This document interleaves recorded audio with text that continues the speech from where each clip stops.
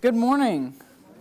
So glad to be back here in East Texas and here at Mount Vernon to see my brothers and sisters of the congregation. The brothers and sisters from Southwest congregation send their love and their greetings, as do all my classmates. But man, I'm just glad to be back in East Texas. And you know, one of probably the best things about East Texas that you can't get anywhere else is the trees. And I know that's weird, but you guys go down to Austin. There's not many trees that you can look at. But, I mean, the trees here in East Texas, they grow big, they're beautiful, they're just vibrant. And so, and if you know me and you've heard some lessons that I've given, I love analogies. And the trees are actually in the Bible, and they are used as some of the best analogies. Not only because Jesus used them, but because they're so practical. And I'll be looking at a couple of them today. In Psalms 1 through 3, and thank you, brother, for reading that, we start out and we start looking at this tree that is planted by the rivers of water. So I don't know if anybody has any land on the river, but I'm sure that we've all been down by the river to fish or to do whatsoever, or do other things. And if you take a look at those trees they're so big and they're so bountiful and they're so healthy, and that's because they are by that water. Their roots are down deep, and sometimes their trunks can get as big as you can't hardly wrap your arms around them. But this analogy in Psalms 1, it can be tied to the righteous man. So it can be tied to the righteous man for that tree that's planted by the rivers of water. It's planted there, and as we all know, if you're going to plant something, you need to put work into it. And that work, it comes from verse 2, the second part of verse 2, meditating on God's word day and night. That work that the righteous man puts in, he meditates on it. And meditating on it isn't just reading it and listening to these sermons, but it's practicing it. It's putting what you learned into work every day, from the moment you wake up to the moment you go back to bed. And it's giving steady increase and being strong.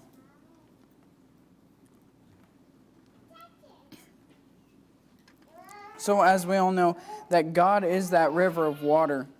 God is that living stream that if we put our work into being with Him, being next to that living stream, being with God and walking with God every day, we shall be like that big tree. The second tree that I like to talk about actually comes from Matthew 21. Matthew chapter 21 and verse 18, and here I will be spending most of my time. Matthew 21, 18 through 21. And this is the parable of the fig tree. And if you don't know a little bit of background from Matthew 21, it talks about the triumphal entry of Jesus. And as they're walking through to the cleansing of the temple, we'll just start out reading in verse 18. Now in the morning, as he returned to the city, he was hungry. And seeing a fig tree by the road, he came to it, and found nothing on it but leaves, and said to it, "Let no fruit grow on you ever again." Immediately the fig tree withered away. And when the disciples saw it, they marveled, saying, "How did the fig tree wither away so soon?" So Jesus answered and said to them, "Assuredly, I say to you, have faith and do not doubt. You will not only do what was done to the fig tree, but also, if you say to this mountain, 'Be removed and cast into the sea,' it will be done." So they come across this tree that they see it from a distance at first, and it looks good. It's healthy, it has leaves, But once they come up to it and they inspect it, it doesn't have any fruit. Now, if you go into the Mark's account of this, it actually tells you that it's not the season for figs to grow. But I don't think that was the purpose of the analogy, was to have fruit. Yeah, yes, now Jesus being man, he was hungry. And we can see that in verse 18.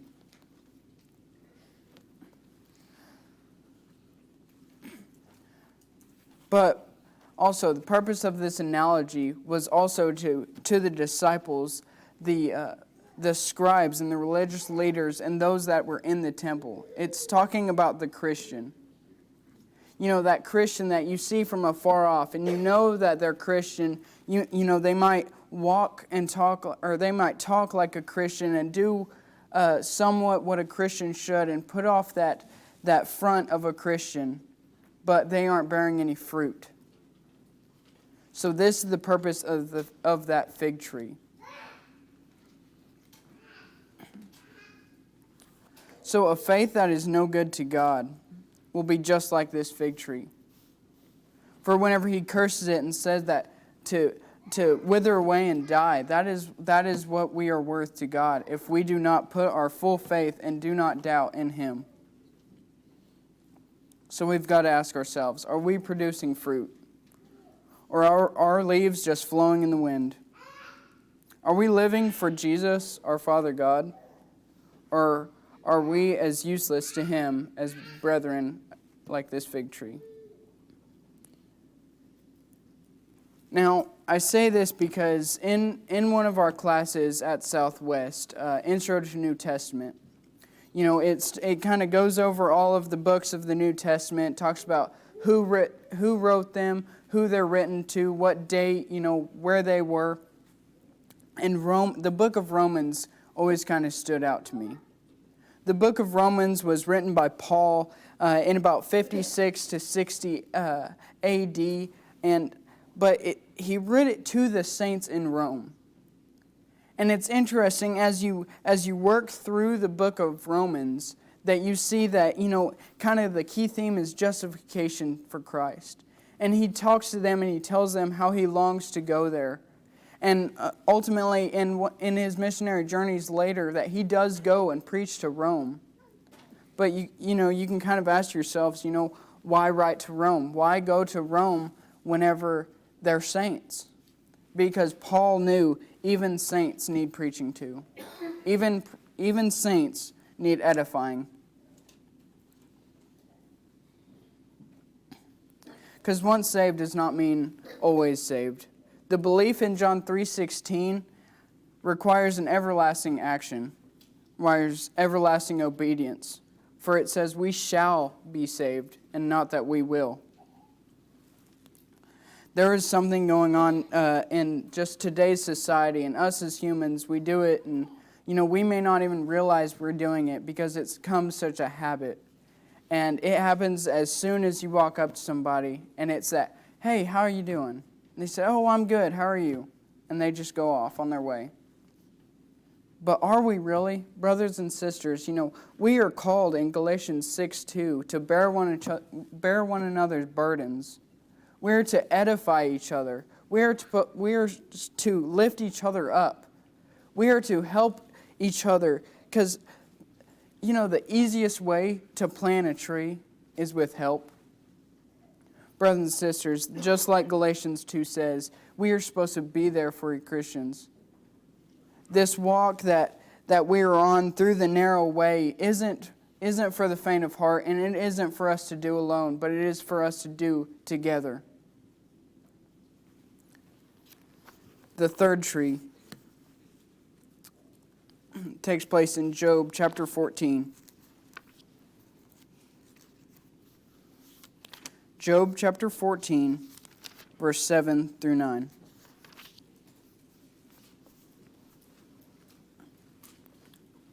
Now, this takes place after, Job is giving answer to his critics. After they have asked him why is he Why is he still doing these things, and why is he staying strong? Even his own wife told him to curse God and die. And Job had all the right to. After all these things happened to him, and all of his livestock and everything dies off, why does he still remain faithful? Job chapter 14, verse 7. For there is hope for a tree. If it is cut down, it will sprout again, and that its tender shoots will not cease. Though its root may grow old in the earth, and its stumps may die in the ground, yet at the scent of water it will bud, and bring forth branches like a plant. Brothers and sisters, there is hope.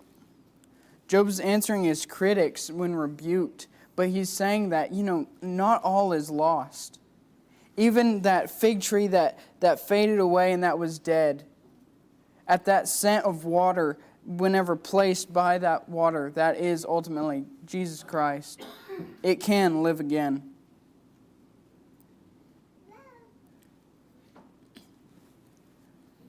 Just as we, as brothers and sisters, that barren fig tree, that can be made anew.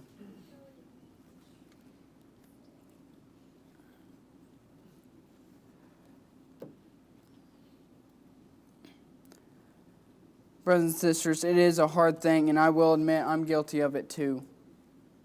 But to just stay strong like that planted tree that doesn't fall over at the first sign of rising water or wind or torrential storms. But brothers and sisters, to stay strong, to lean on one another, to be there for each other. Just like Galatians 2 says, we are to bear one another's burdens, to help edify and strengthen one another.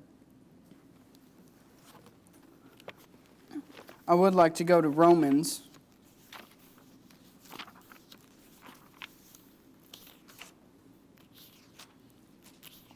Just like I was talking about the book of Romans, whenever Paul wrote it to the church in Rome, I'll start off in reading verse 8. First, I thank my God and through Jesus Christ for you all, that your faith is spoken and throughout the whole world. For God is my witness, whom I serve with my spirit in the gospel of his Son, that without ceasing I make mention of you always in my prayers, making a request, if by some means now at least I may find a way in the will of God to come to you, for I long to see you, that I may impart to you some spiritual gift, so that you may be established. That is, that I may encourage together with you by the mutual faith, both of you and me. Now, verse 13. Now I do not want you to be unaware, brethren, that I often planned to come to you, but was hindered until now, that I might have some fruit among you also, just as among the other Gentiles. I'm a debtor both to the Greeks and to the barbarians, both to the wise and to the unwise. So as much as in me, I am ready to preach the gospel to you who are in Rome also. In verse 14, what interests me is the Greeks and the barbarians, the wise and the unwise. Brothers and sisters, the gospel is for all. It's saying that the Greeks and barbarians, because it's kind of, those are two very, very separate people at that time. The Greeks being, the wealthier and the more educated. And the barbarians, it's kind of like the servants or those that, had that proper schooling. And to the wise and unwise. Ladies and gentlemen, the gospel is for all. But I ask you this morning, how are you doing? Ladies and gentlemen, we need to take a moment, probably about each day, and to look at ourselves from the inside out. And really see if we are that fig tree that, just put on our leaves every morning and go out into the world, or are we bearing fruit? Are we planting ourselves by that river of water? Ladies and gentlemen, I do thank you for the opportunity to speak this morning. And with that, I ask you, how are you? And if there's any need for prayers or anything this morning, please come as we stand and sing.